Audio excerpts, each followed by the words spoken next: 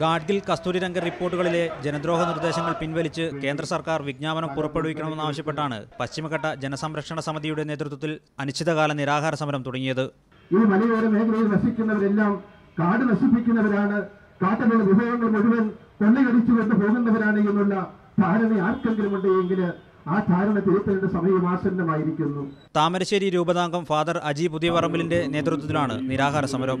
ഞങ്ങൾ സമരം ചെയ്യുന്നത് ജീവിക്കാൻ വേണ്ടിയിട്ടാണ്. ഞങ്ങൾ വൈദികർ കുറെ പേരുണ്ട്, വിവിധ സമുദായങ്ങളുടെ നേതാക്കന്മാർ ഇവിടെയുണ്ട്, രാഷ്ട്രീയ പ്രവർത്തകരുണ്ട്, രാഷ്ട്രീയ പാർട്ടിയുടെ നിലയിലല്ലെങ്കിലും ജനത്തെ സ്നേഹിക്കുന്ന രാഷ്ട്രീയ പ്രവർത്തകരും കൂടിയുണ്ട്. ഇത് വിളിച്ചറിയിക്കുന്ന ഒരൊറ്റ സത്യമാണ്, ഞങ്ങൾക്ക് ജാതിയില്ല, ഞങ്ങൾക്ക് മതമില്ല, ഞങ്ങൾക്ക് രാഷ്ട്രീയമില്ല, ഇവിടെ ഞങ്ങൾക്കുള്ളത് മനുഷ്യൻ മാത്രമാണ്. രാവിലെ 11 മണിയോടെയാണ് സമരം ആരംഭിച്ചത്.